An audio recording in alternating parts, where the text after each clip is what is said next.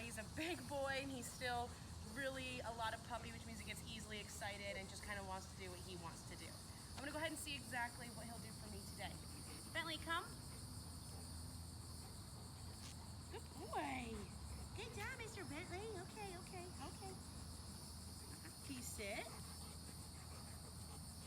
Sit. Good. Good job. No jumping. Bentley, down.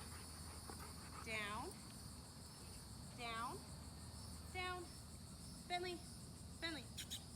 Down. Good. Good job. Heel.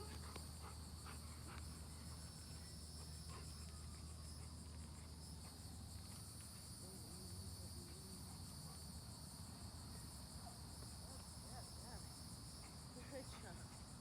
Good boy. I know. I see you. I know.